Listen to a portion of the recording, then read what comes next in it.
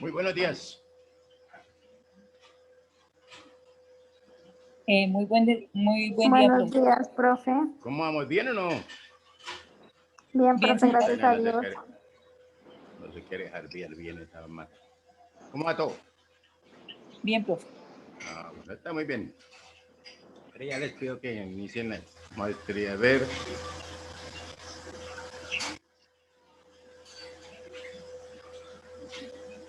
Andrea Alejandra.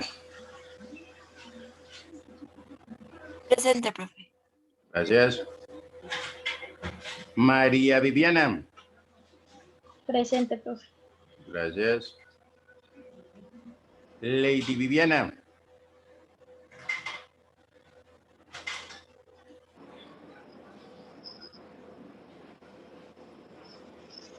Paula.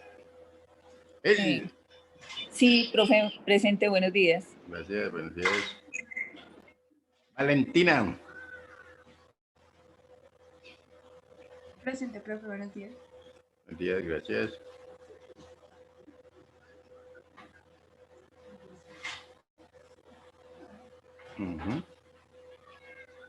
Laura Carolina.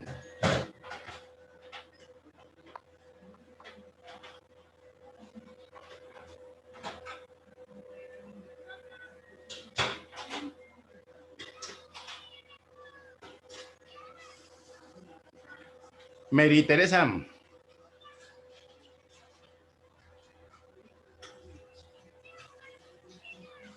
Y Jennifer. Presente, profe, buenos días. Buenos días, gracias. Bueno, muy bien.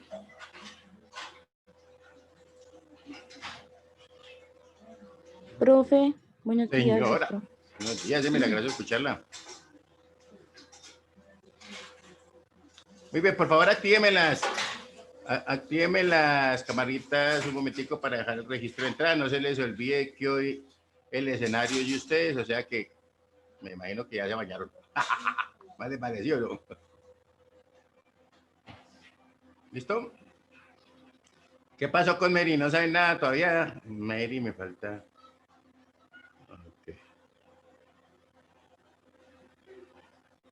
Bueno, listo. Entonces, para motivarla, ya les voy a colocar aquí unas 10 minuticos para que arranquen y alisten todas sus herramientas. Aquí estamos, aquí estamos. Vemos a este viejito.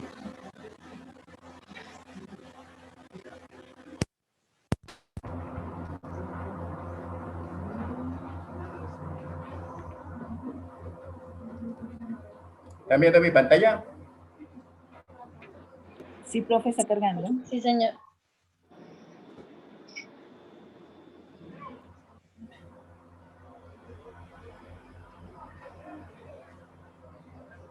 ¿Qué dice por aquí? ¿Cómo desarrollar mi talento? Oigo. Ok, vamos a mirar el sonido. Son 10 minuticos de motivación. Señores, en neurociencia, algo que... ¿El sonido qué tal? Bien, profe. Bien. Es algo importantísimo. En neurociencia se ha llegado, esto es lo último, en lo último que tenemos en avance de neurociencia, se ha llegado a la conclusión que todos los seres humanos, básicamente, tenemos 5 talentos que son regalos, O sea, son 5 talentos que son un regalo. ¿Conocen algunos chavitos que hablan como locos? Hablan, a lo mejor puede ser hasta conferencista, ¿sí? Y así encontramos que hay talentos, hay gente que tiene talentos naturales, o sea, se te facilita algo en especial. Se calcula, fíjense qué impresionante, que el 97%, 97, somos genios. Nada más que somos as no conocido, ¿sí? Es que yo soy muy capaz, pero nadie lo sabe, ¿sí? Eres un as no conocido. Entonces, ¿qué resulta? Que se nos va dando y se nos hace un núcleo central, que es la combinación de todos esos talentos, y hay algo en especial, algo que es muy importante, es el privilegio. O sea, si tú tienes un talento, ¿será responsabilidad o privilegio? Las dos. Es un privilegio, pero es una gravísima responsabilidad. Fíjense ustedes muy bien, les voy a hablar ahorita del síndrome del erizo. ¿Escucharon bien, eh? La palabra erizo. Por favor, esto dibujen en sus cuadernos porque no lo van a tener. Número 1, hay algo en la vida en la cual tú puedes ser el mejor del mundo. Escríbanlo, por favor, lo mejor del mundo. Hay algo que se te da en forma natural. Se te da en forma, bueno, tú no sabes de dónde. Tú has visto un chavo que de pronto toma una guitarra y ya, pero de oídas empieza a sacar alguna canción. Hay una persona que se le facilita escribir, hay otra persona que se le facilita cantar, hay otra persona que se le facilita cocinar. O sea, tiene algo. Te tienes que preguntar, gran pregunta para el día de hoy, ¿en qué ser tú, cada uno de los que están aquí, el mejor del mundo? El mejor, ¿eh? ¿En qué crees tú que puede ser el mejor del mundo? Y no quiero que piensen que se van a ganar el premio Nobel de la Paz o de literatura o que le van a hacer un monumento en Suecia. No, no, no. Por ejemplo, tú eres jardinero, te encanta el jardín. Y al momento en que tú te dedicas a arreglar el jardín, a la gente que le sirves dicen, este es el mejor jardinero del mundo. ¿Eres mesero? No, no, no, dice la gente, qué bruto, es el mejor mesero del mundo. O te dicen, no, es que el tipo es recepcionista. Es el mejor recepcionista del mundo. Tú tienes que decidir en qué puedes ser el mejor del mundo. Número 1, como taxista, como conferenciante, lo que vayas a hacer en la vida, que la gente diga, ese es el mejor del mundo. En lo que vayas a, si eres diseñador, artes gráficas, lo que tú quieras, vas a ser el mejor del mundo. Número 2, que es bien importante, ¿sí? Es algo que lo vives con pasión, una pasión enorme, te llena, te hace vibrar, te hace sentirte completo, lo haces apasionadamente. Luego vemos a nuestro queridísimo amigo Carlos Kazuga con su software japonés, ¿verdad? Pero con su cerebro mexicano, es decir, lo que te impresiona, un taca-taca mexicano, ¿sí? Y además con una pasión de mexicano. Y además un hijo de migrantes, un hombre que con una mano de adelante y de atrás salieron adelante, o sea, con una pasión, porque su padre le decía, hijo mío, si no le pueden dar nada a México, váyanse de este país. ¿Qué carajos están haciendo aquí? Ellos nos abrieron las puertas, nosotros les tenemos que devolver lo que nos ha dado. Y por supuesto, es impresionante ver la pasión. Ustedes vieron ahí un desfile de apasionados, ¿a poco no? Una bola de apasionados, todos una bola de locos. Lo decía mi queridísimo maestro, que lástima que no esté aquí para darnos la cátedra, el maestro Aristóteles. Para aquellos que no lo sepan, no alinea con la selección de Brasil, no, o sea, nuestro maestro Aristóteles vivió hace 2500 años y decía, la excelencia es para desequilibrados. O sea, si aquí salen excelentes porque ya se convirtieron, entraron a la locura. Aquí no se aceptan gentes normales. Aquí hay que estar medio deschafetado para entrar al mundo de la pasión. Y no necesariamente un anuncio de Vicky Ford, no, ¿sí? Se necesita pasión para hacer. Entonces, obviamente, imagínate, a este hombre, te preguntaba tu edad, que tienes 11 años, a Rafael Saga lo conocimos porque sus papás los llevaron al colegio de las Orejas a los 13 años a su primer curso. Y estaba tomando ya alta dirección a los 18 años. Obviamente, le decían, es que necesitamos, y era otra generación de cuna rica, no de cuna pobre. ¿Y saben que es más difícil educar a un hijo siendo rico que siendo pobre? Es mucho más sencillo, ¿sí? Cuando estás jodido, pues ¿qué haces? Pero cuando tienes plata eres un ojete, ¿sí? Si no les ayudas, ¿a poco no? Entonces te cuesta más trabajo educar a alguien en la abundancia que en la miseria. Entonces ayer vimos el desfile de quien fue educado en la miseria y quien fue educado en la riqueza.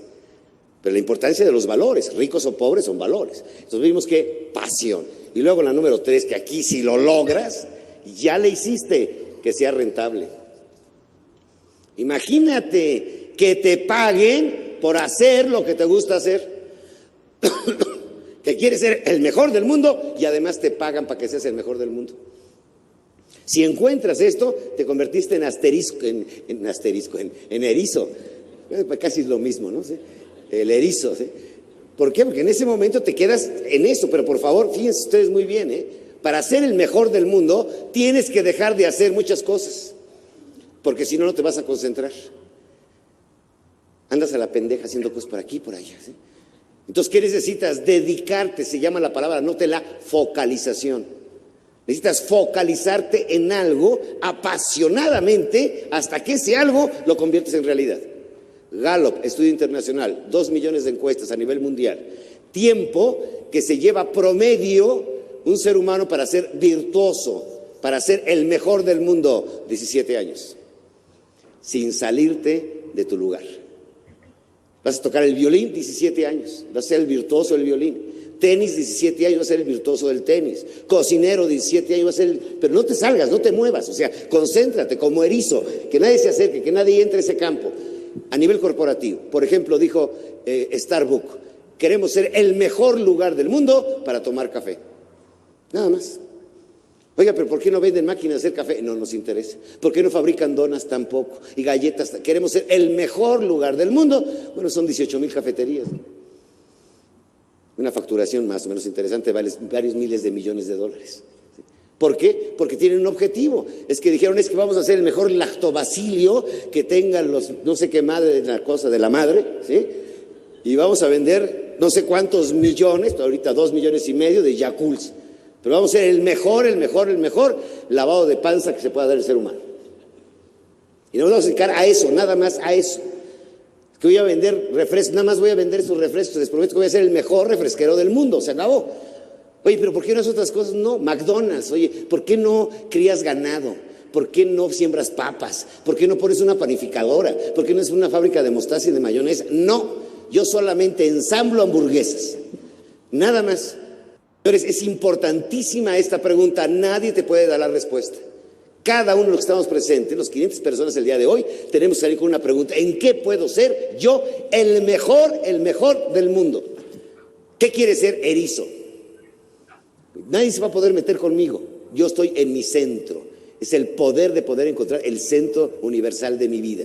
Número 2, es algo que me apasiona hacer. Y lo puedo hacer sábados y domingos. Ya mi vida ya no son rompeaguas que diga, hay días para trabajar y días para descansar. No. Estoy en el centro, estoy en mi pasión. Me apasiona hacer. Señores, todo en la vida, sin pasión no hay Beethoven. Sin pasión no hay Miguel Ángel Bonarotti. Sin pasión no hay Luis Pasteur. Sin pasión no hay Bicola. Sin pasión no hay Yakult. Sin pasión no hay Teletón. Sin pasión no hay nada. Imagínate a Beethoven sin pasión. 9 sinfonías, hay que hueva, mejor 4. Miguel Ángel Bonarotti, ¿para qué pintas en el techo, güey? En el piso no es fácil. Sin pasión nos desinflamos. ¿Cuánta gente conocen que andan en la vida así? A la pendeja nada más. No tienen esa vibra, esa fuerza, esas ganas de hacerlo, ese deseo de hacerlo. Todo hay que hacerlo con pasión. Hoy se van a ir al mediodía a comer, coman con pasión. Hay gente que parece que se está purgando en el restaurante. Señores, hay una frase al final que dice, hay quien muere sin despertar. Subrayen, hay quien muere sin despertar. Se pasaron a lo largo de toda su vida su eslabón genético y nunca despertaron. ¿Saben qué gravísima responsabilidad es ante Dios? Yo soy creyente de Dios. Me imagino la antesala celestial, cuando te tienen que pasar el examen final, a ver si pasas o no pasas. Y yo creo que la pregunta van a decir, oye, ¿y tus talentos y los dones que te di, qué hiciste con ellos? La parábola de los talentos. No, es que anduve en la pendeja. Pues no pasas. Aquí no puedes pasar. Imagínate, Dios desperdició un eslabón genético. Desperdiciaste un eslabón de Dios. O sea, no tienes derecho a entrar. Dios perdona todo menos que seas pendejo. Entonces, señores, vamos a entender algo que es fundamental. Hay quien se muere sin haber despertado.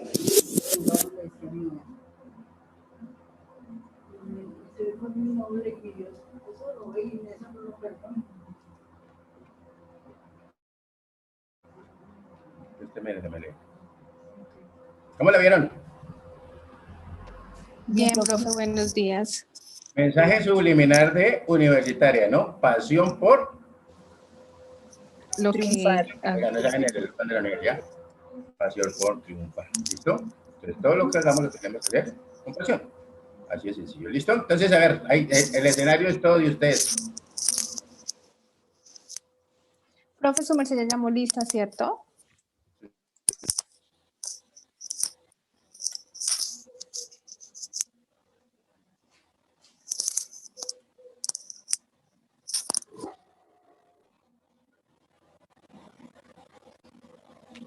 ¿Qué me dices? ¿Me escuchan? Sí, profe. Señor. ¿Quién van a proyectar o qué van a hacer? ¿Qué van a hablar? Díganme, a ver. Yo, profe, ya proyecto, sino que Mary le estaba Ah, preguntando que si ya había llamado a Lisa. Ah, sí, La tenía en cuenta. ya la ponché ahí que está en Ninagisol. Parra, bueno, él.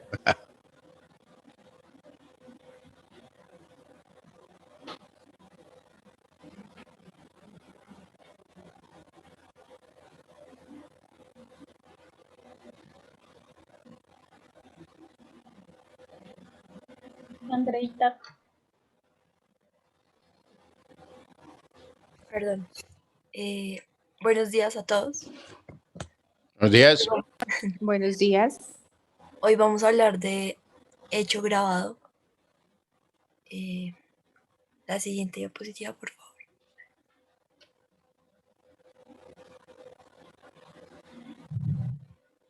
Bueno, el siguiente trabajo busca analizar algunos aspectos del sistema tributario en Colombia, que como en muchos países tiene como objetivo primordial la obtención de recursos que le permitan al gobierno garantizar la generación de recursos, incrementando el recaudo para satisfacer las necesidades sociales, dar cumplimiento a los planes de desarrollo y promover la estabilidad de finanzas públicas. Abordaremos primordialmente lo relacionado al hecho grabado. En términos generales, el hecho grabado puede definirse como aquel acontecimiento o circunstancia que a consecuencias jurídicas o económicas que por mandato de ley da origen a la obligación tributaria. Continuamos. Objetivo general. Analizar e identificar las principales características del hecho grabado como una obligación tributaria dentro de la normatividad colombiana, para aplicarlo en nuestro desempeño como futuros profesionales. Bueno, objetivos específicos. Primero, definir qué es el hecho grabado y sus elementos para determinar su influencia dentro de la ley. Segundo, conocer y comprender correctamente la funcionalidad e importancia de los tributos para contribuir como ciudadanos con las cargas del Estado. Continúo.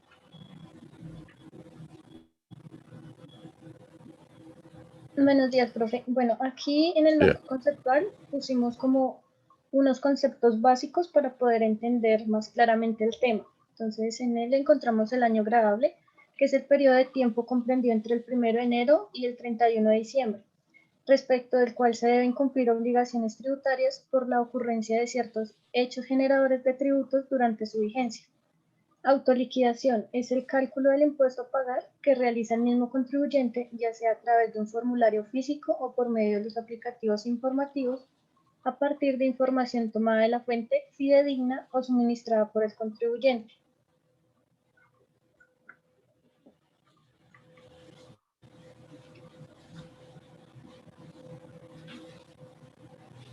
Autoliquidador es la aplicación informática que le permite al usuario calcular y liquidar el valor del impuesto a cargo, ya sea con la información existente en las bases de datos de la Dirección Distrital de Impuestos de Bogotá, DIF, o con la que suministra el usuario. El declarante es la persona natural o jurídica que presenta una declaración tributaria.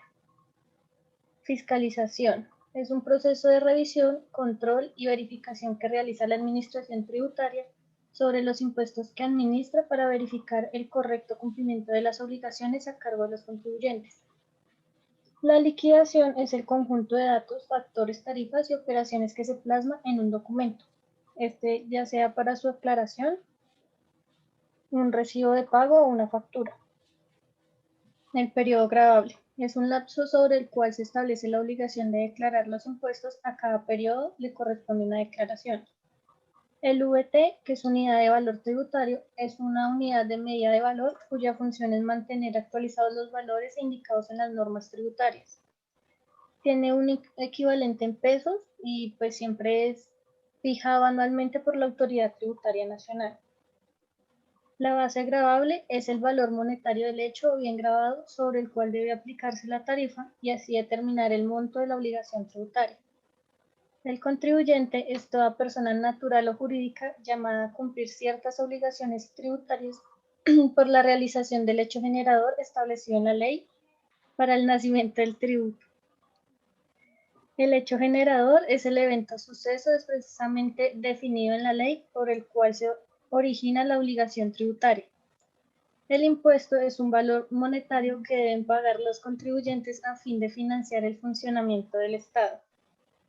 El sujeto activo del tributo es el acreedor del cobro de los impuestos facultado para exigir de manera unilateral y con carácter obligatorio. El sujeto pasivo del tributo es la persona obligada frente al Estado al cumplimiento de la obligación de pagar el tributo.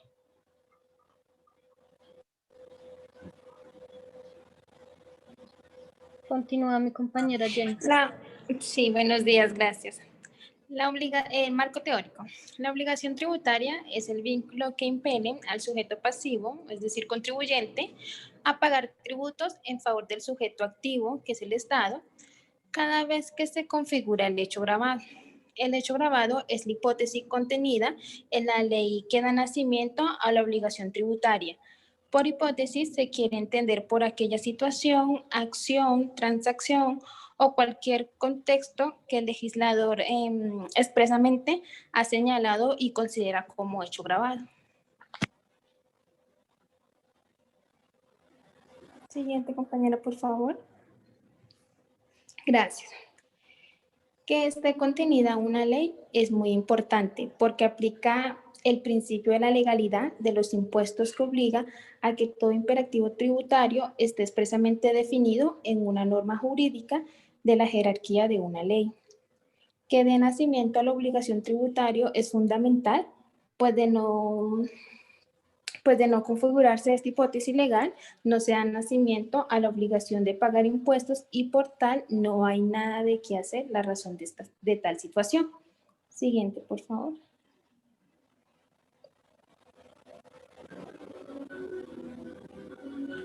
El hecho grabado de la circunstancia de consecuencias jurídicas o económicas que por mandato de la ley da origen a la obligación tributaria. Los tributos tienen su origen según la disposición constitucionales en el artículo 95, numeral 9, Constitución Política de Colombia. Artículo 95. La calidad de colombiano enaltece a todos los miembros de la comunidad nacional. Todos están en el deber de engrandecerla y dignificarla. El ejercicio de los derechos y libertades reconocidos en esta Constitución implica responsabilidades. Todas las personas están obligadas a cumplir la Constitución y las leyes. Son deberes de las personas y del ciudadano. 9. Contribuir al financiamiento de los gastos e inversiones del Estado dentro de conceptos de la justicia y equidad. Colombia, 1991.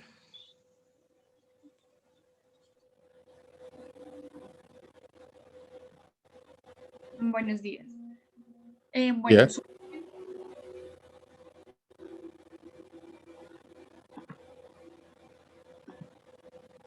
Su origen se debe a que los tributos son tan antiguos como el hombre, ya que se remonta a los albores de la humanidad y su aparición obedece a la religión, guerra y pillaje. Las primeras leyes tributarias aparecen en Egipto, China y Mesopotamia. Textos muy antiguos en escritura cuneiforme de aproximadamente 5.000 años señalaban que se puede amar a un príncipe, se puede amar a un rey, pero ante un recaudador de impuestos hay que temblar. En cuanto al aspecto religioso, es al parecer el más remoto de los orígenes de los tributos. Sus motivaciones no son otras que la necesidad del hombre paleolítico de atenuar sus temores, calmar a los dioses o manifestarles su agradecimiento mediante ofrendas en especies y sacrificios de seres humanos o animales. En el Nuevo Testamento aparece la figura de recaudador de impuestos en la persona de Mateo, siendo este puesto algo detestable y poco santo, como lo manifiestan los primeros discípulos de Jesús cuando iban a comer en casa de éste. En las diferentes organizaciones sociales de la antigüedad surge la clase sacerdotal y cada uno de sus miembros no trabajaba como el resto del grupo. vivía de las ofrendas que el pueblo hacía a sus divinidades. Al evolucionar esta sociedad, dichas ofrendas se tornaban obligatorias y la clase sacerdotal se volvió fuerte y poderosa, llegando a ser la principal latifundista del mundo medieval, ejerciendo gran influencia sobre las monarquías conjuntamente con la clase de guerreros o militares con la cual en ocasiones se confundía. Al momento, ¿lo pasas por favor? Las sociedades organizadas. Al momento de iniciarse las sociedades organizadas, surge la necesidad de cómo mantener la estructura organizacional, lo que origina la estimulación para crear un aporte colectivo definitivo sin contrapartida directa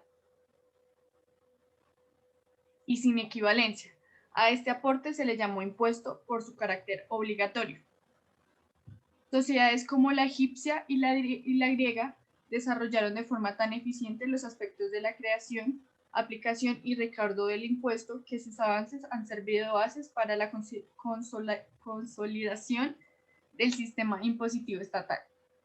Se puede citar inicialmente a los egipcios, quienes durante los reinos de sus faraones establecieron sistemas efectivos de recolección de impuestos en cabeza de recaudadores que eran conocidos como escribas. Estos se esforzaban tanto por los recaudos que en una época establecieron un impuesto al aceite de cocina que era consumido en los hogares y que los ciudadanos no estaban usando residuos generados por otros procesos de cocina. De la misma forma, en el grupo de las primeras sociedades que establecieron sistemas impositivos, también podemos citar a los griegos, quienes en tiempos de guerra creaban un impuesto conocido como eisfora, que grababa la riqueza. Nadie estaba exento del impuesto, ya que este era usado para pagar gastos especiales de la guerra.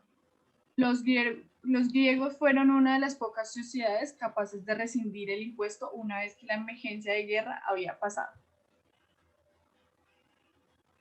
En Colombia, desde los albores mismos de la independencia, existió el deseo de implantar la tributación directa, ya que se había heredado de los tiempos coloniales una multitud de tributos, muchos de ellos ineficientes y casi todos regresivos.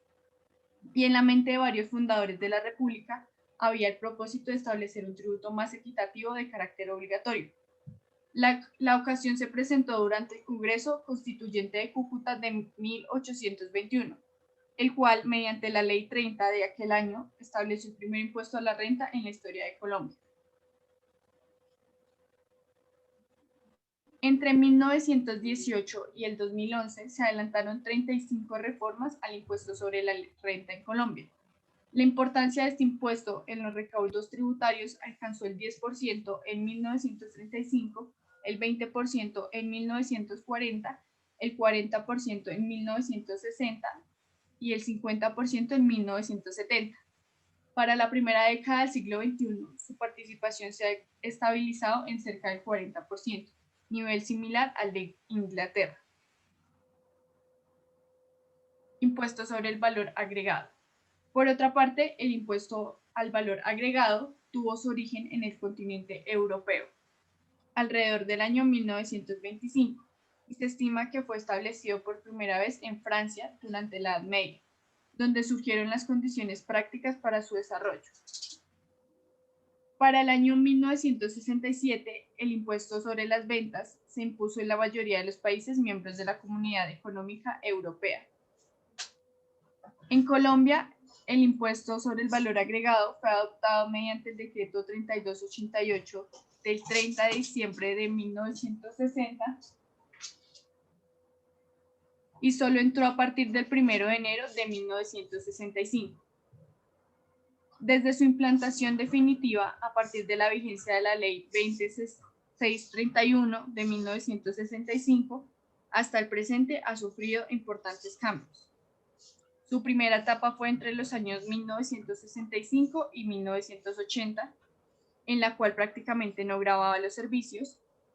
En el periodo de 1980 a 1990 se incorporaron a los impuestos las telecomunicaciones internacionales, en la medida que su retribución fuera atribuible a la empresa prestadora radicada en el país, Durante esta época también se gravó la prestación de servicios. En general, el principal motivo para adoptar el impuesto a las ventas en 1965 fue la urgencia de solucionar la severa crisis fiscal en que se encontraba el país en esa época. Este tributo se caracterizó en este momento por gravar bienes domésticos terminados y artículos comparables importados. Desde 1990 hasta hoy se cumplió significativamente sobre los servicios y se incorporaron algunas excepciones en ese mismo sentido. En 1998 se introdujeron la exportación de servicios. Hecho generador del IVA. El Estatuto Tributario en el libro tercero, título 1, trata del hecho generador del impuesto sobre las ventas. En su artículo 420 señala los hechos sobre los que recae el impuesto.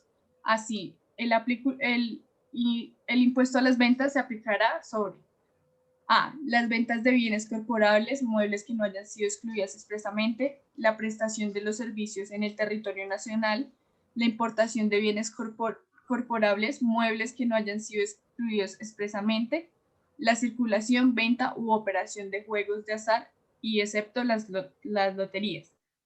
El impuesto no se aplicará a las ventas de activos fijos, salvo que se trate de las excepciones previstas para los automotores y demás activos fijos que se vendan habitualmente a nombre y por cuenta de terceros y para los aerodealers.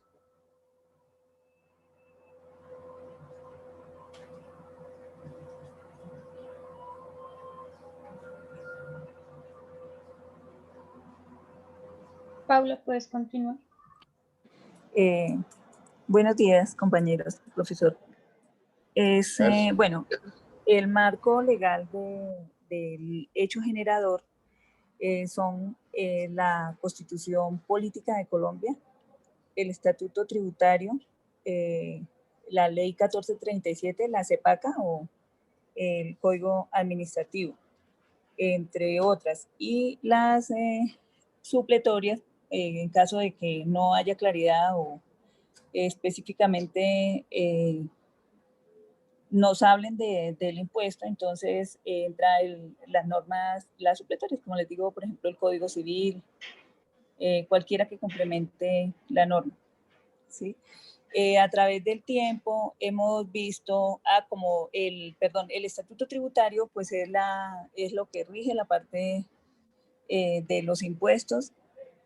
Entonces fue creado el Estatuto Tributario a través del Decreto Extraordinario C-24 de 1989 y es donde nace el origen de la obligación sustancial. La obligación tributaria sustancial se origina al realizarse el presupuesto o los presupuestos previstos en la ley como los generadores del impuesto y ella tiene por objeto el pago de los tributos. También dice esto, también referente a que dice el decreto reglamentario 1625 de 2016, que también hace parte del Estatuto Tributario, dice reglamento de los impuestos de orden nacional. La generalidad dice obligaciones de dar, hacer y no hacer del poder de imposición del Estado surgen en obligaciones de dar, hacer o de no hacer. Ellas se originan en cuanto se realizan los correspondientes presupuestos previstos en la ley o en los reglamentos según el caso como generadores de las mismas. El decreto 825 del 78, artículo 1. Dice, esta norma había sido reglamentada en la ley 52 del 23 de diciembre de 1977, la cual dictó disposiciones para la aplicación de las normas sustanciales tributarias de competencia de la Dirección de Impuestos y Aduanas Nacionales y revistió al presidente de la República de facultades extraordinarias. Dice, contribuyentes responsables son contribuyentes responsables directos del pago del tributo, los sujetos respecto a quienes se realiza el hecho generador de la obligación tributaria. Decreto 825 del 78. El artículo también nos habla de las personas que participan en la elaboración de las leyes, el artículo 338 de la Constitución Nacional, En tiempo de paz solamente el Congreso, las asambleas departamentales, los consejos distritales y municipales podrán imponer contribuciones fiscales y parafiscales. La ley, las ordenanzas, los acuerdos deben fijar directamente los sujetos activos y pasivos, los hechos, las bases gravables, las tarifas de los impuestos. Como sabemos, el sujeto activo es el Estado y los pasivos somos los contribuyentes.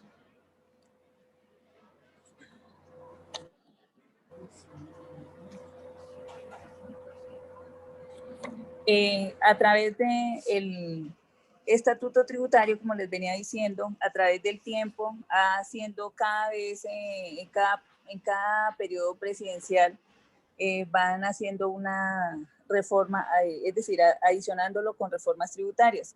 Entonces, a través del tiempo, han venido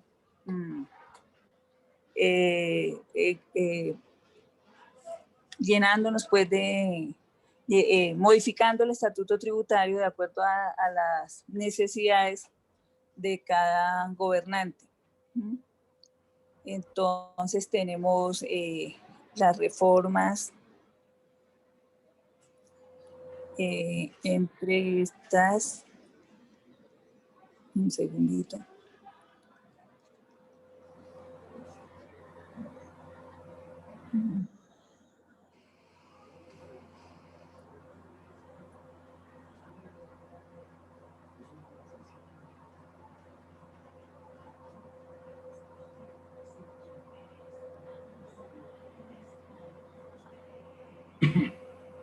Está, bueno, por ejemplo, la ley 1943, por ejemplo, que a la larga, improvisando de todas maneras, de alguna manera, el Estado, y por ejemplo, esa reforma tuvo vigencia pues muy poco tiempo. También hace un poco la ley 1437 o la CEPACA o el Código Administrativo, hace poquito también fue modificado. Entonces, en este aspecto tenemos que estar muy atentos porque la normatividad, infortunadamente en Colombia, es muy cambiante. Entonces, por ejemplo, tenemos entre reformas que a partir del estatuto tributario, que van complementando el estatuto tributario, por ejemplo, la ley 633 de 2000, la ley 788 de 2002, la ley 1430, la ley 1819, el decreto 2331, que va modificando ciertos aspectos de la tributación. La ley 633, la ley 863, la ley 111 de 2006, la ley 1739, la ley 1849 de 2016. Entonces, ese es nuestro marco legal, que como ya les dije, pues está conformado por la Constitución, el Estatuto Tributario y las normas que los regulan. Muchas gracias.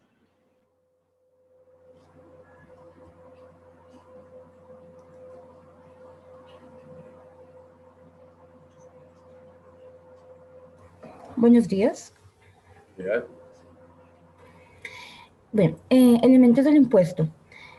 Sujetos activos. Sujeto activo es el acreedor, es la obligación tributaria, el Estado como acreedor del vínculo jurídico que queda facultada para exigir unilateral y obligatoriamente el pago del impuesto cuando se realice el hecho generador.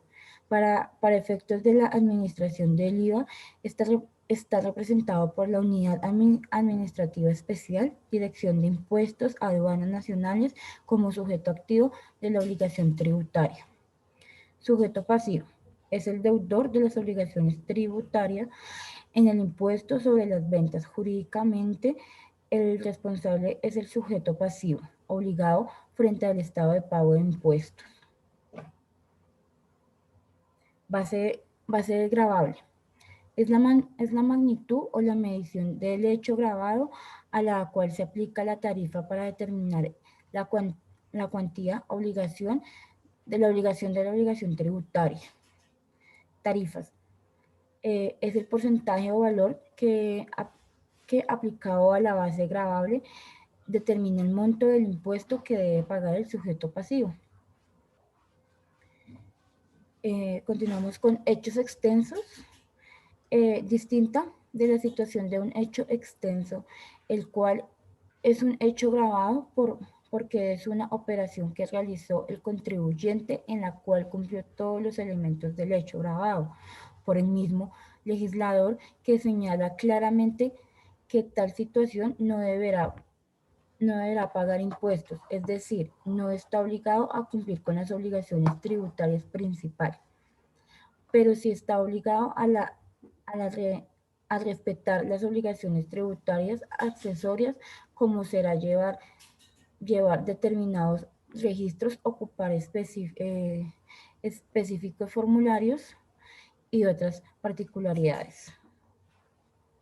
Descripción general de los hechos gravados básicos. En términos generales, el hecho grabado puede determinarse como aquel acontecimiento o circunstancia de las consecuencias jurídicas o económicas que por mandato de la ley da origen a la obligación tributaria. Dicho acontecimiento o circunstancia es definido por cada ley tributaria para los efectos particulares de cada una de ellas. Así, los hechos gravados son los contemplados expresamente en la ley. Los hechos no gravados son todos los demás no reconocidos en la ley. El hecho grabado básico es el impuesto de la renta, es el incremento del patrimonio. En el IVA hay dos hechos gravados básicos, las ventas y los servicios. La ley equipara a estos hechos gravados básicos otras operaciones gravadas con IVA. Además, existen los hechos gravados por extensos de las obligaciones tributarias principales, del pago del impuesto para efectos a las demás obligaciones tributarias accesorias y o el pago de otros impuestos. Los ingresos no constitutivos de la renta, que en el principio están liberados de todas las obligaciones tributarias principales y accesorias. Buenos días. Régimen constitucional. En esta parte vamos a hablar del principio de la legalidad en la materia tributaria, que está contemplada en el artículo 63, número 14, en relación al artículo 65, inciso del punto 2.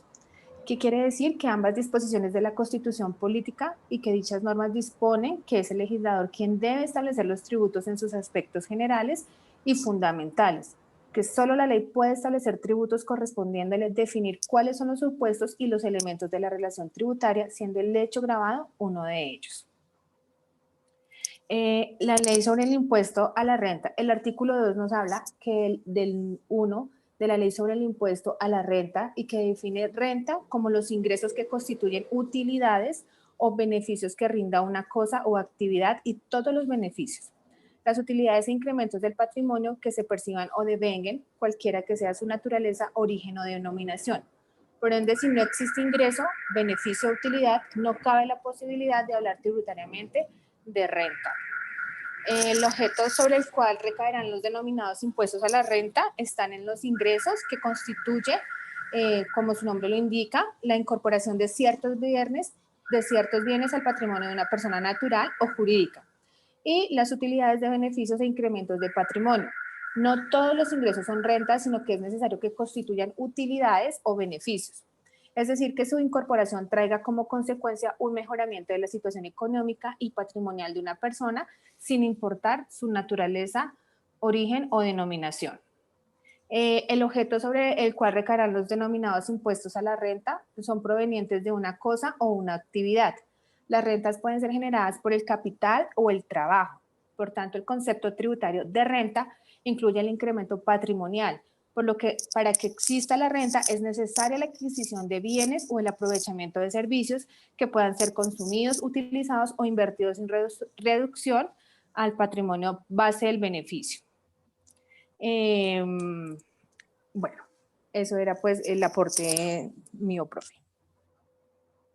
Buenos días, continuaremos hablando acerca del impuesto al valor agregado, o sea, el IVA.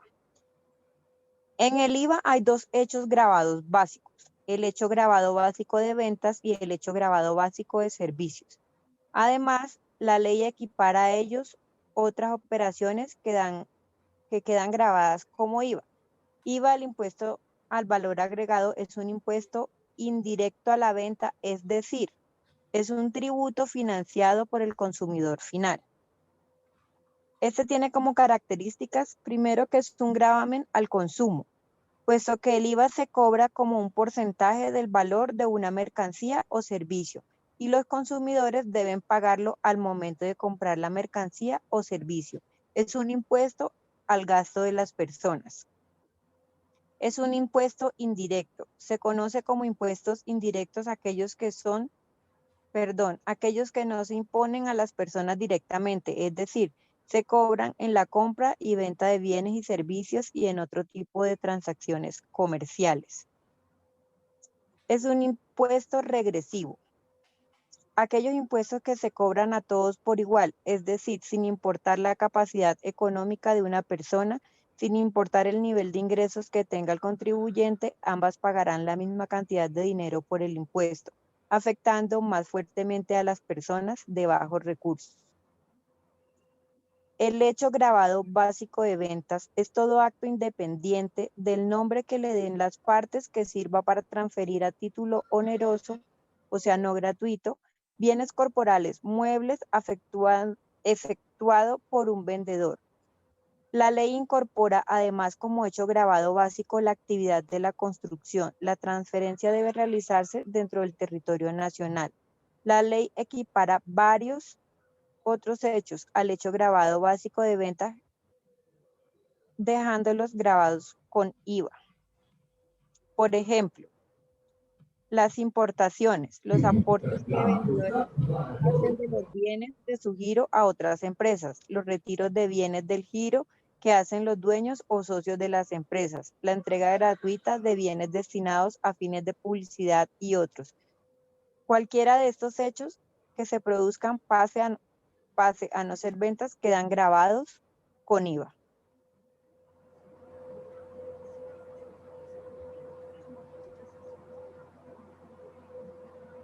Continuamos con el hecho grabado básico de servicios. Es la prestación que una persona realiza por la que se percibe cualquier forma de remuneración, siempre que corresponda a actividades de la industria, el comercio o los servicios en que predomine el elemento capital por sobre el elemento de trabajo personal. Es decir, hay una persona que realiza una prestación en favor de otra por la que se percibe una remuneración, cuando se dice que el servicio debe corresponder a actividades de la industria y el comercio. Se excluyen del IVA los servicios personales como los de profesionales y otras ocupaciones lucrativas. Igual que en el caso de las ventas, la ley equipara a este hecho básico de servicios distintos otros hechos. Ejemplo, el arrendamiento y otras formas de cesión de bienes inmuebles amoblados o con instalaciones, arrendamiento y otras formas de cesión de bienes muebles, estacionamientos de automóviles y otros.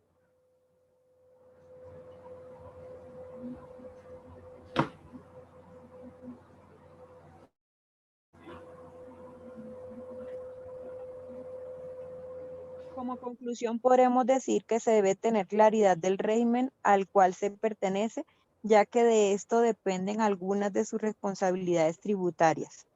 Revisar el nivel de responsabilidades de acuerdo con el régimen al que pertenece. La responsabilidad tributaria es de acuerdo con el giro diario de su actividad empresarial. Pues eso es lo que teníamos para hablar sobre el hecho grabado. Y también tenemos un escrito acerca del mismo.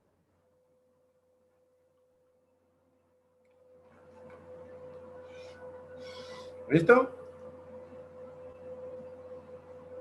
Ya le presentamos el escrito que tenemos, profe. No, ustedes tienen que subirlo, lo mismo que las diapositivas allá tienen la carpeta abierta. ¿No lo han subido?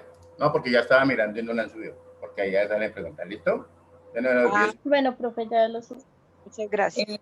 También decimos, con relación a esto, también decimos que de acuerdo a la Constitución Política, entonces en el artículo 363, que los principios fundamentales del derecho tributario son pues la equidad, la progresividad, la eficiencia, la no retroactividad, la legalidad, y que también el estatuto tributario se funda en los principios de equidad, eficiencia y progresividad. Listo, muchas gracias. Gracias. ¿Listo? Muy bien. Entonces, por favor, no se les olvide que pues igual aquí estamos aprendiendo muchas cosas, ¿sí o no? Sí, profe. Y entonces Sí, ustedes, para que no se les olvide que deben subir allá el trabajito, allá allá tienen el campo, ¿cierto? Para que lo suban, no van a dejar que se les cierre, ¿no? Y lo mismo que diapositiva, ustedes recuerden que en el evento de que yo tenga que presentar un trabajo puedo utilizar muchas herramientas. Y hay que aclarar muchas cosas, ¿no? Cuando uno va a presentar un trabajo como ese tipo de cosas, tienen que estar todos los integrantes viéndose la cara, no se les vaya a olvidar eso, porque la única cara que se está viendo es la mía, ¿o no? ¿Estamos claros? Sí, señor. Van aprendiendo muchas cosas y eso significa respeto ante las personas que nos están escuchando. ¿Listo? Para que tengan eso pendiente, porque a mí me parece que eso es fundamental en la presentación de cualquier trabajo. Más aún ahorita, ¿no? Entonces tenemos que estarnos mostrando, nosotros estar viendo, ¿cierto? Y que la gente vea con quién estamos hablando. Pues conmigo creo que es el primer trabajo que presentan, ¿cierto? Vi un problema también en la presentación, arrancaron y ni siquiera supimos con quiénes estaban conformando el grupo, ¿cierto? Ese equipo de trabajo, quiénes eran, todas las personas a las que... ¿Sí me entienden? Uno tiene que presentar ese equipo de trabajo, decir, mire, este es un trabajo que desarrollamos con tal, y usted se presenta, ¿correcto? Sí, nos queda difícil presentar, por ejemplo, a Paula, que va a presentar a todos, ¿qué deben hacer? Cada uno se presenta. Yo soy tal, y ya, para que la gente sepa con quién estamos hablando. ¿Listo? Vuelvo, repito que es fundamental también que nosotros, ¿cierto? ¿Quiénes son los participantes? Esta ahorita les voy a compartir de pronto una conferencia que tengo de la DIAN, que me pareció súper importante también. Y ayer estaba en un seminario precisamente con Orlando Corredor, ¿cierto? Y hablaba él más bien de unas normas, ¿cierto? De las últimas normas que salieron en el año pasado, ¿cierto? Y unas normas que salieron el 31 de diciembre cuando todo el mundo está pachangueando. Entonces, nos empujaron unas normas y tenemos que estar pendientes con eso, ¿cierto? ¿Por qué? Porque él decía que norma o decreto que no esté en el estatuto tributario en el momento de una defensa, no tiene validez. Hay que tener cuidado con ella, pero ¿cómo es? Sí, porque no está en la máxima norma rectora. Entonces, que a veces se hacían muchos decretos, pero que no estaban involucrados en el 1625 o el estatuto tributario, entonces que pues no tendrían validez. Entonces, para que esas cosas es bueno irlas sabiendo uno. ¿Listo? Muy bien. Entonces, ojo a esto. ¿Sí? ¿Qué más es importante? Hay que estar pausadito, no se preocupen, ¿cierto? En el marco conceptual yo vi más un glosario de términos, ¿correcto? Un glosario de términos que es cuando yo digo, por ejemplo, que es un sujeto activo, que es sujeto pasivo, que es el impuesto, todo ese tipo de cosas, es un glosario de términos que eso lo podemos incluir nosotros de pronto al finalizar un trabajo.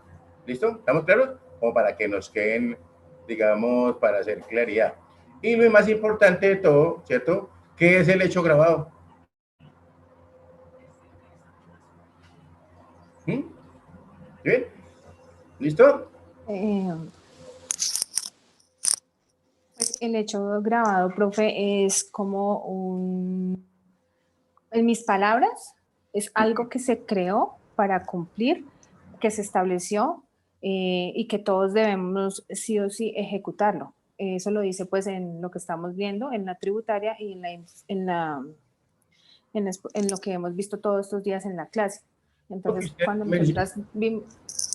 Perdona, te interrumpo un momentico. Ojo que ustedes hablaron mucho, ¿sí? De hechos generadores y de ese tipo de cosas, ¿cierto? Entonces, fíjense que voy a darles como una idea de de lo que me dijeron, ¿cierto? Y lo que yo he estudiado, que es el hecho grabado, ¿cierto? Entonces, ¿por qué les digo esto? Porque es que muchas veces, digamos, uno cuando está preparando su clase y está haciendo sus cosas, nosotros tenemos que leer, todos los docentes tenemos que leer mucho, ya creo que les había dicho, para poder extractar algo que les llegue de una manera más fácil y uno la pueda comprender más fácilmente. Y lo que hace es que después simplemente profundiza sobre algún tema que le llame la atención. ¿Estamos ahí? ¿Qué me va a decir la señora Paula? Cuénteme la verdad. No, que pues que el hecho grabado, el hecho generador nace cuando empiezo a realizar una actividad económica. Eso, profe. Ok. ¿Quién más quiere ayudarle? Profe, y pues que son los impuestos y que hay impuestos de dos clases que son los directos y los indirectos. Los directos sería lo que pues prácticamente estábamos hablando con las compañeras, la renta, y los indirectos pues sería el IVA, los impuestos que se generan a los alimentos, al combustible, y pues ese sería también como algo más importante del hecho grabado. ¿Y eso que nombraste qué son? ¿Qué, profe? ¿Impuestos? Todo eso que me dijiste, que la gasolina y qué tal, ¿qué es eso? ¿Cómo se denomina eso? Bueno, póngala ahí, escribamos a ver para ir concluyendo, ¿les parece? Sí, bien, profe. Muy bien. Entonces, ¿yo qué les digo? A mí me dice, ¿cierto? Entonces póngale el hecho grabado. ¿Listo? Y decimos que básicamente, punto aparte, ¿no? Básicamente, el hecho grabado lo constituye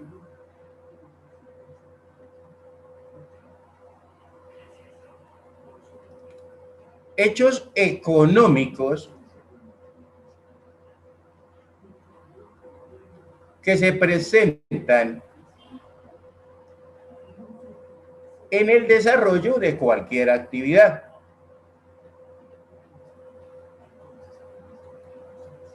Como son.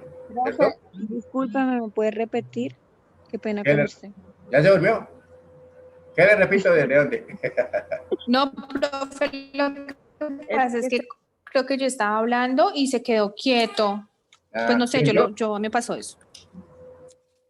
Sí, o sea, yo estaba hablando y...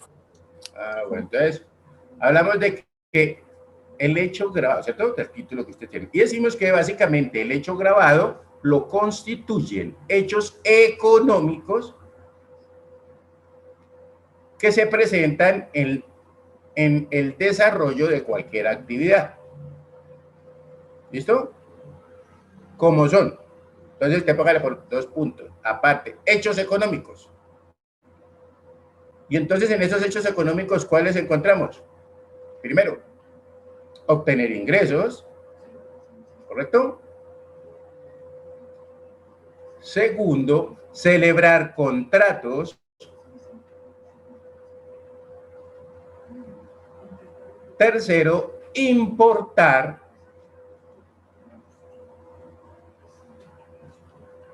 Cuarto, exportar. Quinto, consumir. Entre paréntesis podemos colocar gastos, ¿cierto? Básicamente. Y sexto, poseer bienes. ¿Listo? ¿Estamos claros ahí? Sí, señor. Sí, profe. Entonces, conociendo esos eventos, ¿cierto? O esos hechos económicos, ya podemos hacer una definición, ¿cierto? Más clara de lo que es ese hecho grabado, ¿cierto? Que ustedes por ahí alcanzaron a nombrar. Entonces decimos que, punto aparte, definición de hecho grabado o definición como lo quieran. ¿Listo? 2 puntos o punto aparte. Decimos que el hecho grabado es un hecho económico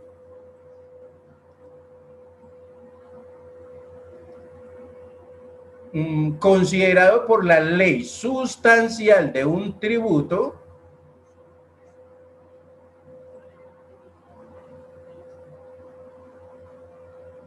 como un elemento generador de la obligación tributaria. Repito, es un hecho económico considerado por la ley sustancial de un tributo como un elemento generador de la obligación tributaria.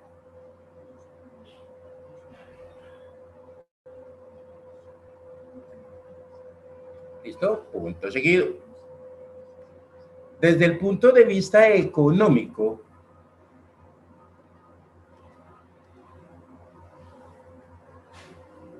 lo que pretende todo tributo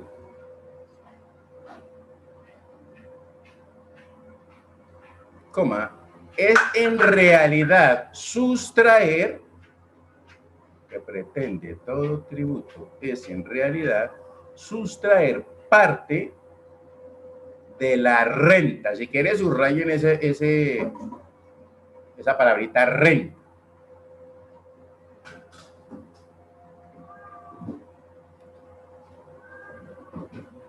Generada por los factores productivos en diversas formas o circunstancias. Qué pena, profe, generada. Generada por los factores productivos en diferentes o en diversas formas o circunstancias. Punto y coma, es decir, coma.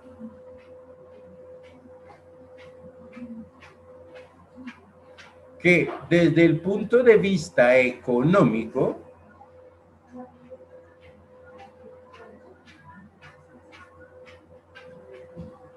el hecho grabado se centra en la renta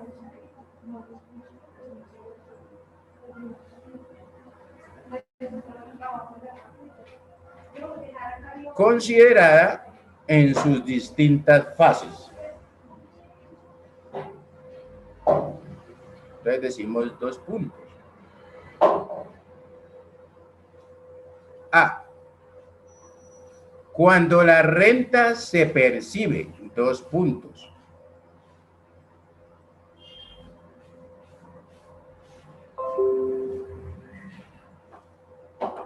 Se tienen las diferentes modalidades de impuestos. Entre paréntesis, si quiere conocer, podemos colocar impuesto a la renta, coma, impuesto al patrimonio, coma, entre otros.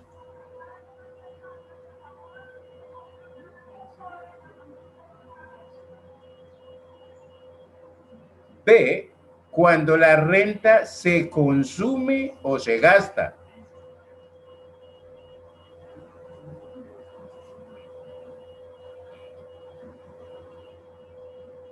Los puntos. Ahí encontramos el impuesto al valor agregado, o IVA, ¿cierto? Y el impuesto al consumo.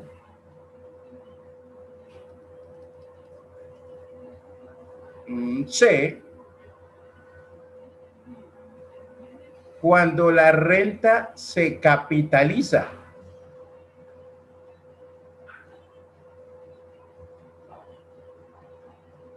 Dos puntos.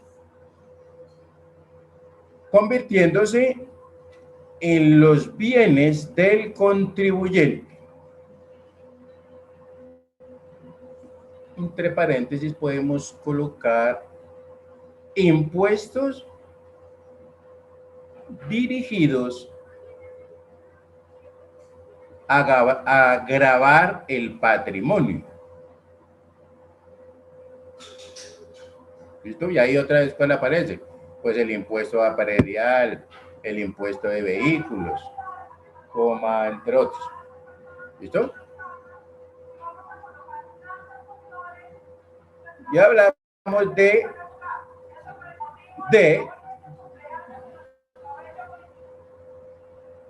cuando la renta se transacciona.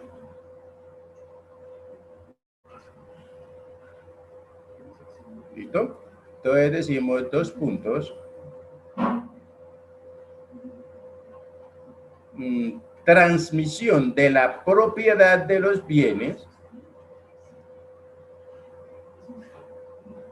Profe, no lo entendí. Qué pena. Transmisión de la propiedad de los bienes. O sea, cuando la renta se transacciona, yo tengo una casa, se la vendo a Paula, está haciendo una transacción, o sea que tengo que transmitirle el dominio de esa casa a Paula. ¿Sí? ¿Estamos claros? Sí, profe. Muchas gracias. Entonces ahí básicamente, ¿qué se nos presenta? Entonces entre paréntesis coloquemos el impuesto de registro. Algo importante, recuerden que la escritura, el solo hecho de tener yo la escritura, no significa que sea el dueño de un predio. ¿Listo? Yo debo aparecer en el certificado, ¿cierto? De la supernotariado, ¿cierto? De la Superintendencia de Notariado y Registro. No se va a olvidar eso, ¿no? Porque por ahí me he estafado más de uno con esa cuestión. ¿Listo? Hablamos de impuesto de registro y entre cerramos paréntesis, ¿cierto? Decimos que, coma, el hecho grabado lo constituye el cambio de propiedad.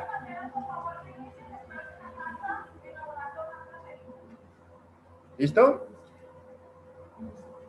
¿Sí estamos claros hasta ahí? Sí, profe. Sí, profe. Entonces observemos, mire que ahí tratamos que como involucrar todo lo que vimos, ¿cierto? Ahorita pues tenemos que mirar, por ejemplo, cuál es esa estructura de ese hecho grabado. Entonces colocamos punto aparte, un titulito que diga estructura del hecho grabado.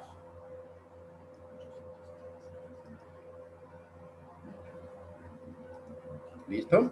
Entonces, ojo a esto. Antes de esto, voy a mirar acá, que si no se me olvida lo de la DIANI.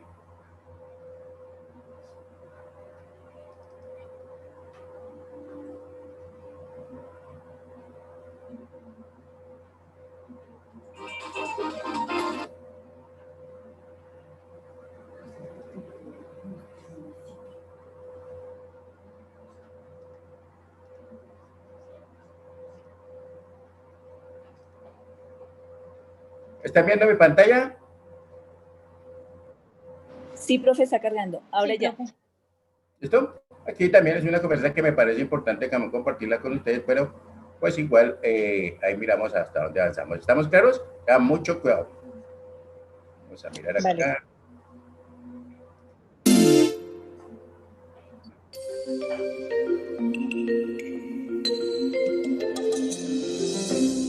Nos acompaña la doctora Yurey Beltrán Preciado.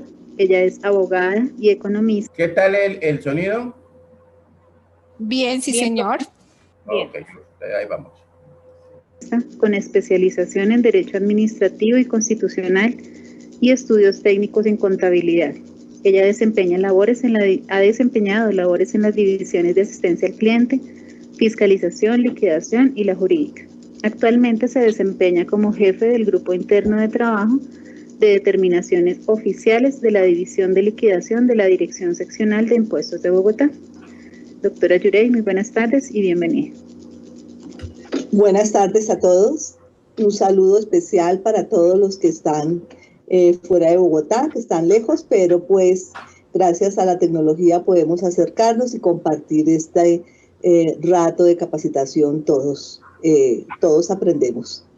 Vamos a ver el tema de procedimiento tributario, que obviamente es un tema de bastante importancia para poder comprender todo lo que ustedes ya han estado mirando en materia de los impuestos del orden nacional y que son competencia de la DIAN.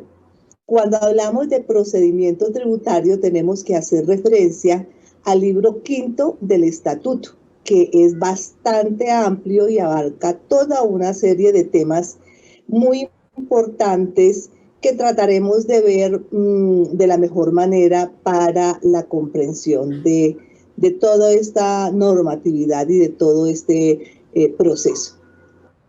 En el libro quinto se comprenden temas como las actuaciones ante la DIAN, los deberes y obligaciones formales de los contribuyentes, el tema de las sanciones, la determinación del impuesto, la discusión de los actos de la administración, el régimen probatorio, la extinción de la obligación tributaria, el cobro coactivo, la intervención de la administración en algunos procesos especiales, el proceso de devoluciones y algunas otras disposiciones procedimentales. Es un libro bastante amplio, el más grande que tiene el Estatuto Tributario, y vamos a tratar de abarcar una gran cantidad de temas, pero sobre todo lo que más nos interesa es la comprensión del proceso tributario. El procedimiento es la guía orientadora para recorrer el camino de la razón jurídica. Es un tema que nos va a llevar por muchos vericuetos del mundo de los impuestos. ¿Dónde nace el tema de la obligación de contribuir con las cargas públicas del Estado? Quiero hacer referencia a que todo tiene origen en nuestra Constitución Política, donde el artículo 95 nos habla, dentro de los deberes y obligaciones de los ciudadanos, el contribuir al financiamiento de los gastos e inversiones del Estado dentro del concepto de justicia y equidad. Ese es el origen del concepto legal constitucional para la obligación de pagar impuestos. Cuando hacemos alusión al artículo 15 de la Constitución, donde nos habla de los derechos, nos indica que para efectos tributarios o judiciales y para casos de inspección, vigilancia e intervención del Estado se podrá exigir la presentación de los libros y demás documentos en los términos que señale la ley. Aquí lo subrayé en rojo para hacer como referencia a un primer paso en donde se nos está hablando de un acercamiento al tema tributario. Es decir, tenemos unos derechos, tenemos unas obligaciones que se van a hacer efectivas, pero fíjense que nos están hablando de los términos que señale la ley. Ahí ya nos empiezan a hablar de alguna forma de procedimientos. Luego el artículo 338 del régimen económico y de la hacienda pública nos habla que en los tiempos de paz solamente el Congreso, asambleas y consejos podrán imponer contribuciones fiscales o parafiscales. Es decir, que el tema de los impuestos nace desde la misma Constitución, lo indica, de la ley misma. Cuando hablamos de impuestos de carácter nacional, nacen en el Congreso a través de una ley. Cuando hablamos de impuestos de carácter departamental, nacen en las asambleas a través de las ordenanzas, y cuando hablamos de impuestos de carácter municipal, nacen del Consejo a través de los acuerdos. Entonces, son las autoridades que están establecidas para poder fijar impuestos, sea de carácter nacional, departamental o municipal. Aquí hagamos precisión que la DIAN tiene competencia sobre los impuestos de carácter nacional.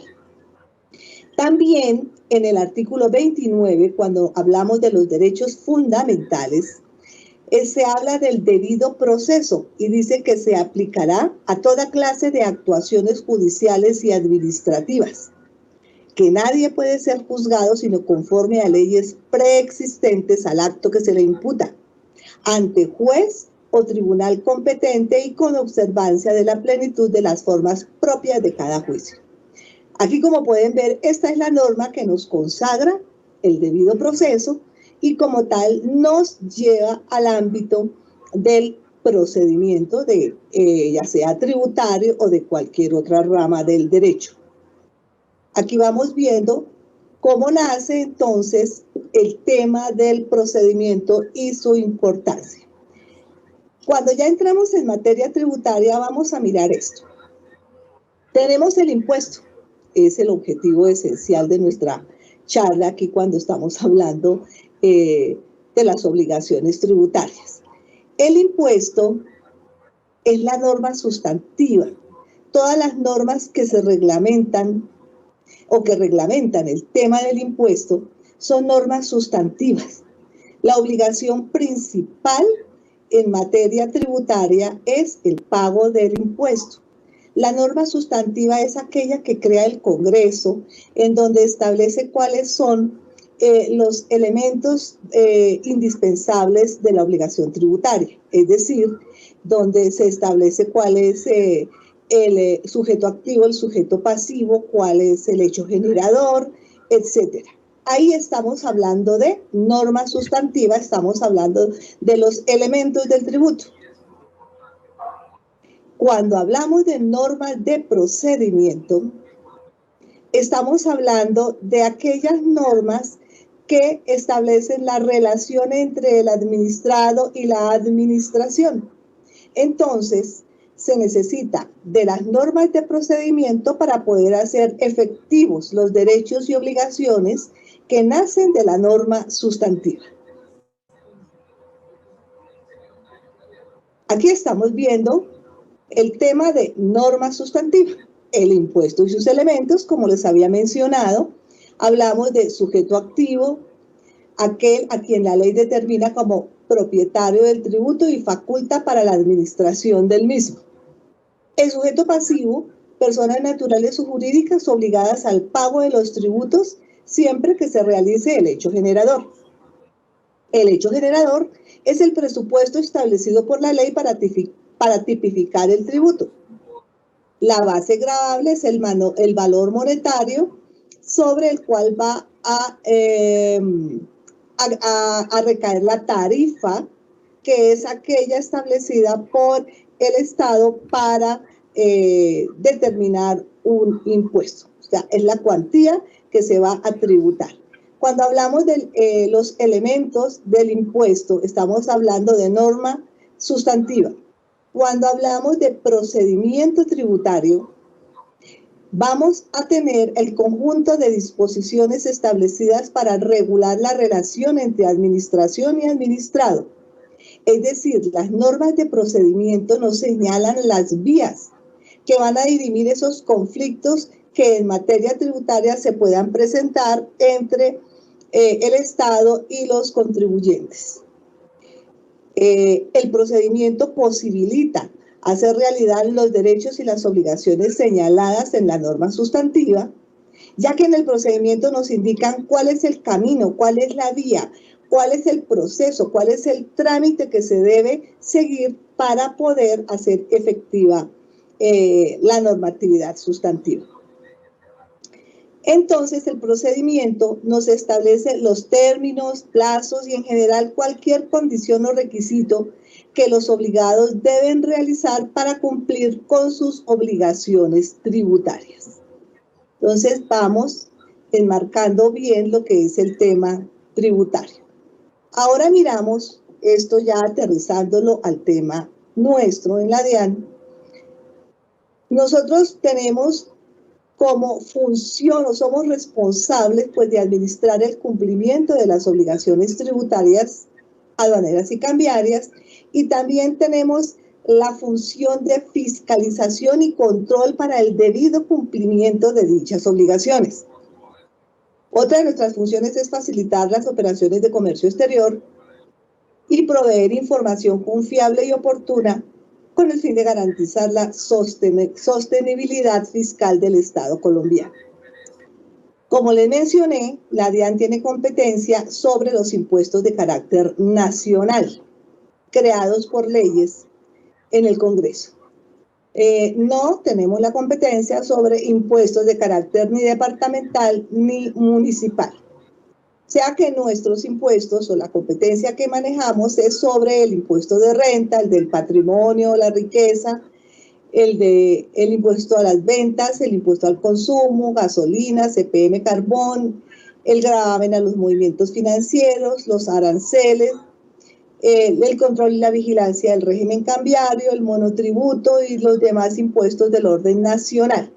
Sin embargo, la DIAN también tiene competencia sobre algunas contribuciones que corresponde, digamos, ese recaudo a otras entidades como los ministerios de Educación o el Ministerio de la Cultura, que por no tener la infraestructura para poder llevar a cabo la fiscalización y el control de esas contribuciones, la ley le ha delegado a la DIAN la función de llevar precisamente esa fiscalización y control de esas contribuciones especiales. Por ejemplo, la de los espectáculos públicos de las artes escénicas, la de estampillas pro Universidad Nacional y otras universidades públicas, etc.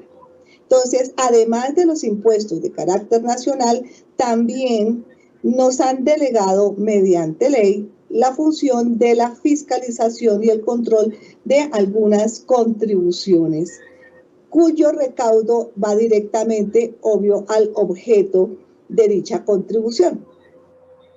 Nosotros solo nos encargamos es de la parte de fiscalización, discusión y cobro de esa obligación de pagar la contribución. Entonces, el procedimiento, ¿cómo lo podemos entender? Es como aquel aplicable para efectos de concretar los deberes tributarios. Comprende desde normas que establecen quiénes son sujetos de esos deberes, o sea, quiénes son responsables por cumplir una determinada obligación formal. También implica las formalidades para concretar ese deber, o sea, en qué formularios debe presentarse una determinada obligación, cuáles son los términos, cuáles son los trámites que se deben adelantar para cumplir con dicha obligación formal. Cuándo se entiende por presentada o no presentada una declaración, qué acciones seguir para corregir y en general cualquier aspecto donde no exista una controversia entre administración y contribuyente. Todo esto abarca el procedimiento, o sea, todos esos procesos, trámites, todos esos lineamientos que el contribuyente debe atender para cumplir con sus obligaciones formales. Esta es como una primera parte del procedimiento, cuando hablamos de que no existe controversia, porque resulta que el procedimiento también abarca aquellos procesos que sí involucran una discusión, una controversia, un debate, que es lo que normalmente se llama vía gubernativa. Si bien la jurisprudencia ha determinado que ya no se usa el término de vía gubernativa, sino que se usa otros términos, por ejemplo, sede gubernativa o sede administrativa, realmente la terminología de vía gubernativa sí se sigue utilizando y en el estatuto tributario a lo largo y a lo ancho hablamos de la vía gubernativa. Vamos nosotros a estudiar precisamente todas esas etapas que comprende la vía gubernativa, es decir, los procesos ante la administración de impuestos. Aquí tenemos un cuadro que bien entendido nos puede ubicar en cualquier parte de los procesos ante la DIAN. Este cuadro me interesa que les quede muy claro a ustedes porque una vez entendido van a poderse ubicar ante cualquier circunstancia en uno de los procesos que hay y van a poder entender cuál es la etapa que se está surtiendo y van a poder orientar a las personas adecuadamente. Empecemos con este cuadro, vamos a explicarlo detenidamente. Por ejemplo, la división o el área, más bien, de asistencia al cliente, de gestión y asistencia al cliente, es el primer acercamiento que tiene el contribuyente con la DIAN. Ante el área de asistencia al cliente, el contribuyente hace todos sus trámites del RUT, servicios informáticos, etc.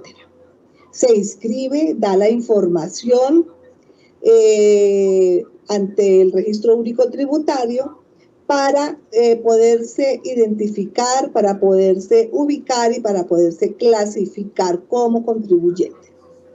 Entonces, ese primer acercamiento del contribuyente siempre va a ser a través de la división de asistencia al cliente, del área de asistencia al cliente. Por su parte, el área de recaudo es la que se encarga de aquellos trámites con los bancos, con las entidades bancarias que son los intermediarios ante los cuales se presentan las declaraciones, los que reciben el pago del tributo y se encargan de hacerlo llegar al Tesoro Nacional, porque ese dinero que se paga por concepto de impuestos llega directamente al Tesoro Nacional. Entonces, la división de recaudación se encarga del trámite ante los bancos, ante las entidades bancarias, regula la materia de cómo los bancos deben hacer dicho recaudo, cuáles son los procesos, los formularios, los informes que tienen que rendir, etcétera. Y de igual manera, esta división se encarga de establecer, digamos, los formularios, los formatos ante los cuales se deben realizar los pagos y poder surtir el proceso de registro contable de dichos ingresos de la presentación de las declaraciones tributarias. También está el área de devoluciones. En muchas de las seccionales están unidas recaudo y devoluciones. En otras están separadas. Devoluciones también tiene un contacto directo con los contribuyentes para el proceso de la devolución de los impuestos cuando el contribuyente tiene derecho a dicha devolución.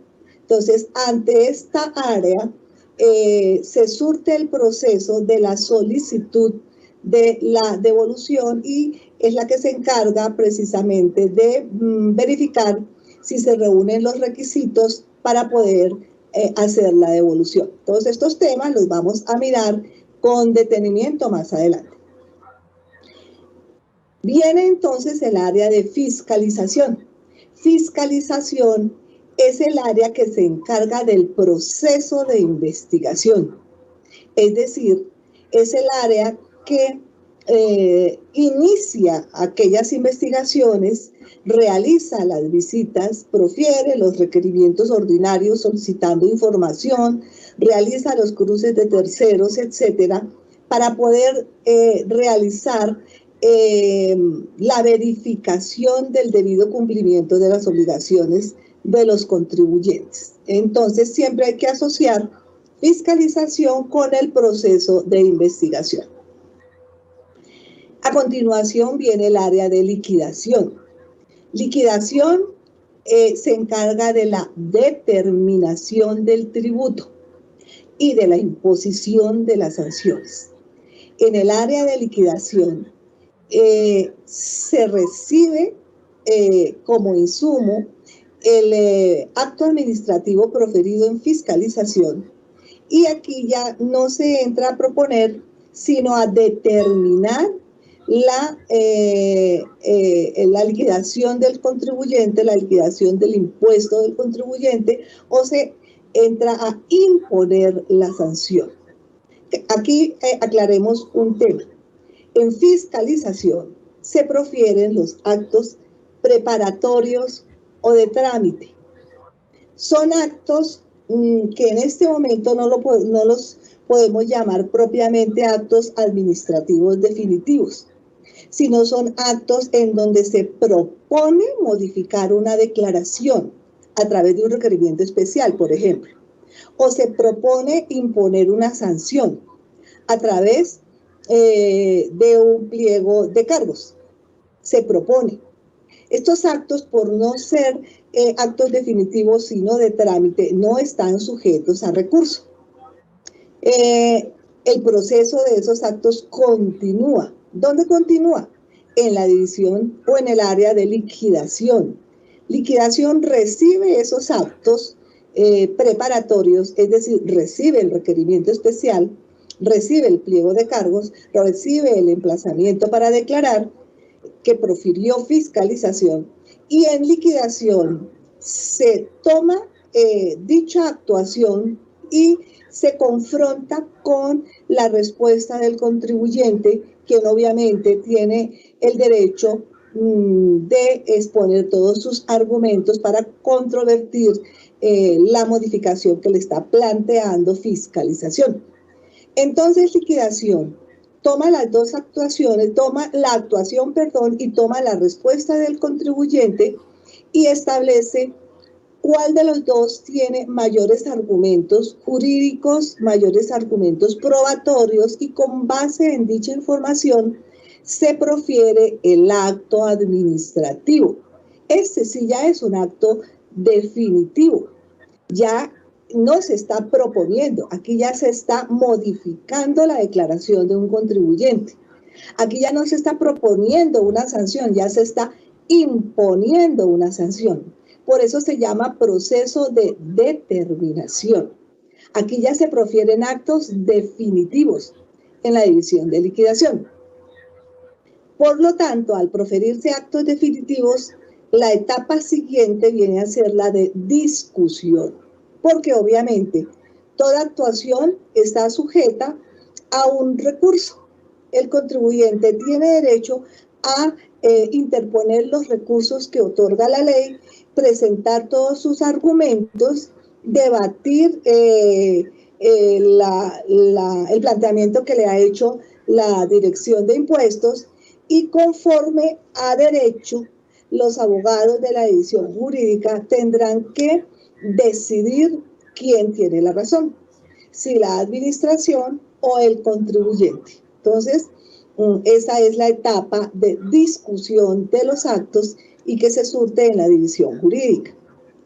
Una vez agotado este procedimiento, entonces, ¿ya qué queda? Queda un acto que ha sido decidido en todas sus instancias ante la DIAN. Si ya se resuelve el recurso y el acto administrativo ha sido confirmado, esa actuación, es decir, esa liquidación oficial, se convierte en un título ejecutivo. Ese título ejecutivo ya pasa a cobranzas, que es el área encargada de realizar el cobro.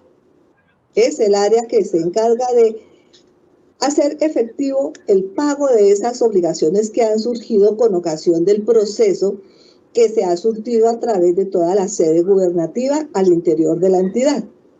Cobranzas, cobra, eso es todo. Voy a darles un ejemplo de cómo sería un proceso en términos generales, porque ya les digo que vamos a mirar con detenimiento los procesos al interior. Vamos a mirar cómo es la etapa de investigación, qué actuaciones hay en la etapa de investigación, en la determinación, etcétera. Pero este cuadro, que es el que quiero que ustedes entiendan de manera general, y ubicados en ese cuadro ya pueden, ante cualquier pregunta, saber en dónde enfocar el proceso y en qué estado está, en qué etapa va, y de acuerdo a eso, pues obviamente pueden orientar mejor a las personas. Hagamos como un ejemplo. Un contribuyente se acerca al área de asistencia al cliente y se inscribe en el RUT. Entonces resulta que el contribuyente no da la información correcta y no da la dirección correcta o completa o verdadera de su ubicación, o la da pero después cambia y se le olvida hacer las actualizaciones de la dirección del RUT. Entonces, el primer acercamiento del contribuyente es acercarse al área de asistencia e inscribirse. Posteriormente, mediante cruces de información que realiza la entidad todos los años, a través de la información exógena, o sea, es la información a la que están obligados a presentar los contribuyentes, entonces se realizan unos cruces sencillos. Entonces, supongamos que una determinada empresa reportó que un contribuyente recibió 300 millones de pesos por conceptos de servicios. ¿Y qué hace la entidad? Pues simplemente se hace el cruce en donde se verifica si el contribuyente obviamente con esos ingresos está obligado a presentar declaración de renta. Se verifica si presentó la declaración por un informando que recibió esos ingresos y resulta que no declaró. Entonces, ¿qué sucede? Se le envía un oficio persuasivo. Es un oficio masivo, más que persuasivo, es un oficio masivo, en donde se le informa al contribuyente que revisada la información exógena se detecta que terceros le han reportado que usted recibió ingresos por el valor de tanto. Se le envía ese oficio a la dirección reportada por el contribuyente en el RUT. Y como estamos aquí en el ejemplo, obviamente, estamos verificando es que el contribuyente no dio la información correcta o no la actualizó. ¿Qué pasa? El oficio lo devuelve el correo y el contribuyente no se enteró de que la administración estaba haciendo unos cuestionamientos, pues para que él se pudiese acercar y dar las explicaciones correspondientes. El oficio pues lo devuelve el correo, pero eso no significa que el proceso se detenga, al contrario, el proceso continúa común y corriente. ¿Qué pasa con esos oficios a los que no se les dio una respuesta, una explicación? Esos oficios masivos. Cada año salen muchísimos oficios masivos sobre diferentes tipos de programas que lleva la DIAN. Entonces, se vuelve un indicio que llega a la división de fiscalización, y si en la división de fiscalización establecen que, bueno, el contribuyente, de acuerdo a la información reportada por terceros, estaba obligado a declarar y no declaró, entonces le inician una investigación. Hacen un auto de apertura, inician una investigación, le profieren un requerimiento especial y se lo notifican, ¿a dónde?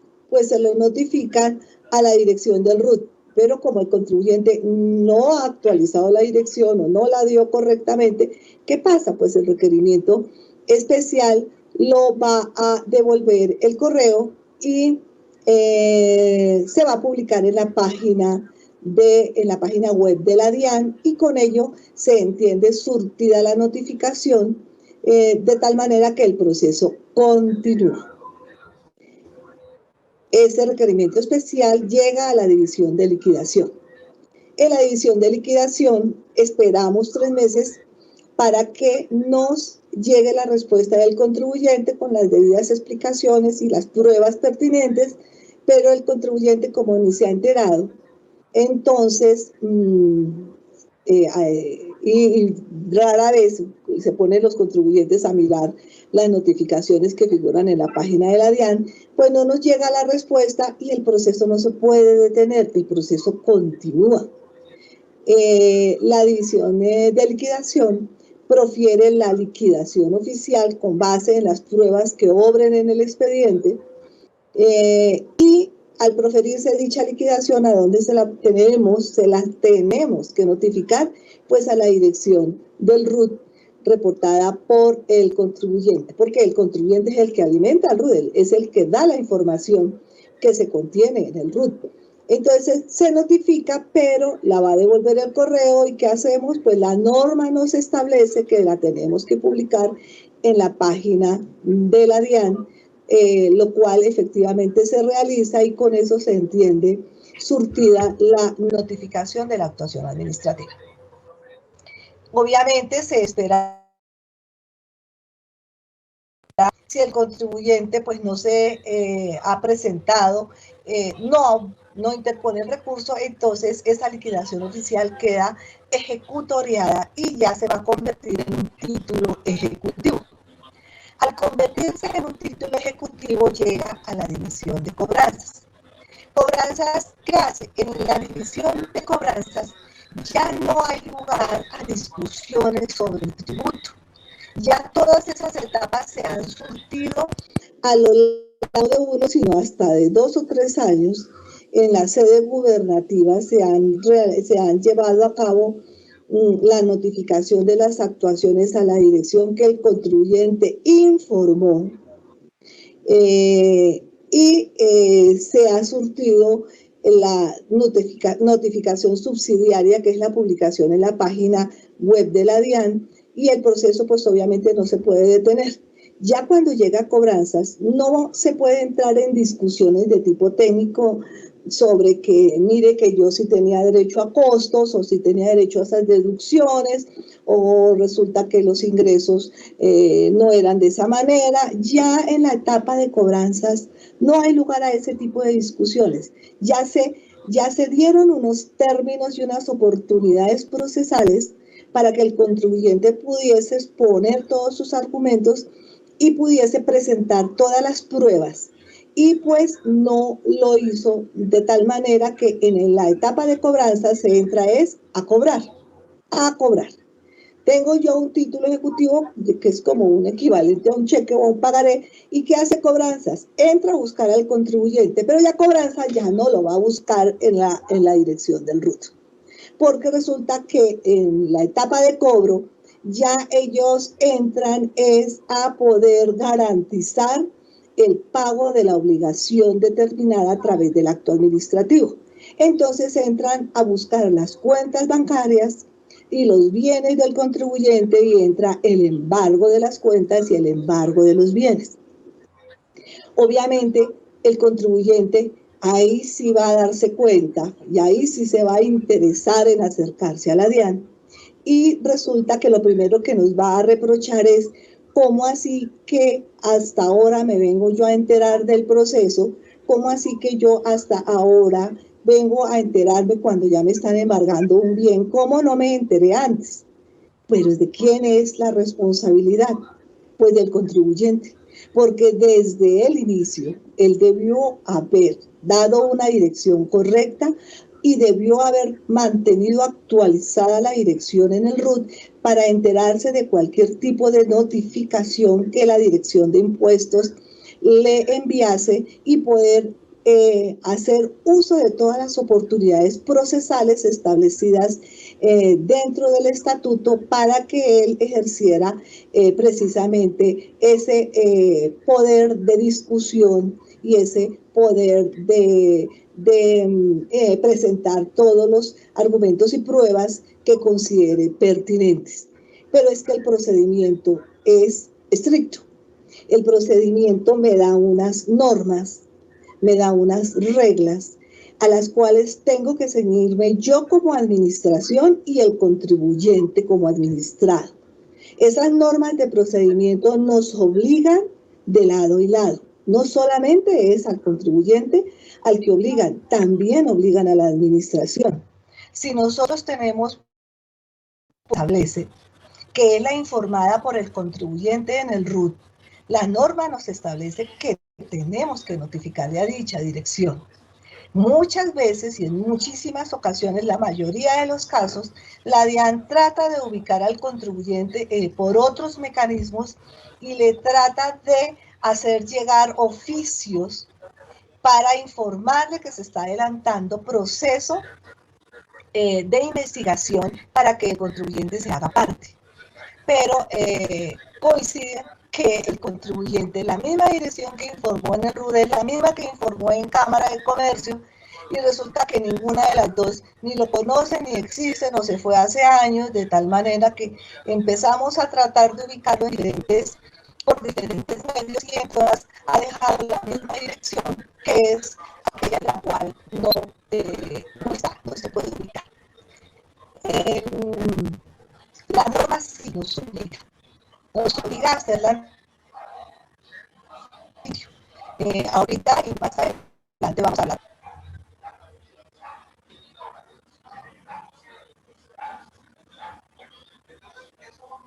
Profe, se le fue el audio. No, no es que se me haya ido, sino que lo quité. Porque ya creo que le faltan 10 minutos, entonces dije, no, tampoco. ¿Cómo la vas viendo? ¿Interesante o no? Mucho, muy interesante. Fundamental. ¿Se acuerdan que el lunes tienen ya el examen final? Y entonces dije, esto les va a servir a ellos para recordar muchas cosas. ¿Listo? Me parece, pues obviamente no estoy diciendo que no vamos a continuar. Ah, por favor, tómame tiempo ya 45, que se me hizo mi toca ya. Aquí está. ¿Listo? Tomemos ahí 45 para continuar con eso que me parece bien interesante. ¿Listo? Sí, señor. Muy bien, por favor, préndame en las camaritas a ver si ya por lo menos nos vemos, aunque ya a despedir. Póngale ánimo a la vida, porque qué cosa tan irregular con esa cara de amargura y Dios mío, dale pasión a esa vaina, ¿sí o no? Bendito sea mi Dios. ¿Qué se me hizo, Mary? Ah, ya la vi. Hola, Laura profe, aquí Carolina estoy. ya se voló. Laura Carolina se voló, Jennifer se voló. No, profe, yo no me he volado. Bueno. Falsos testimonios. Ayer precisamente en el seminario que les decía con Corredor, decía él, ¿no? Tenemos ahorita 600 personas, pero quién sabe cuántas estén durmiendo o tengan la foto ahí, entonces comienzan a hacer sondeos, porque pues igual la idea es que se aprovechen estos espacios que me parece que son bien interesantes, ¿no? ¿Listo? Muy bien, vamos a ver si después me puedo conseguir la grabación del Instituto Nacional de Cantadores, de la evoluciones, a ver si la podemos compartir también, ¿listo? Mientras tanto, entonces, no siendo más, nos despedimos. Si Dios quiere, nos vemos el lunes, que tengan un excelente fin de semana, ¿cierto? El parcial va a ser de la misma, el examen, perdón, va a ser de la misma forma y seguimos con clase después, no se estresen. ¿Listos? Bueno, profe, muchas gracias. Bueno, que Dios les bendiga, que dejen ese mal genio. Que Dios lo guarde. Amén, Gracias, lo mismo. profe. Que Lo Dios mismo lo les- guarde también. Lo mismo les deseo por si las moscas. Profe, Gracias, ya subí el profe. documento. Buen fin de semana. Ok, amor, listo. Dios me les bendiga. Gracias, chao. Chao, Listo, profe, Viviana, gracias. escuché. Dios me les bendiga.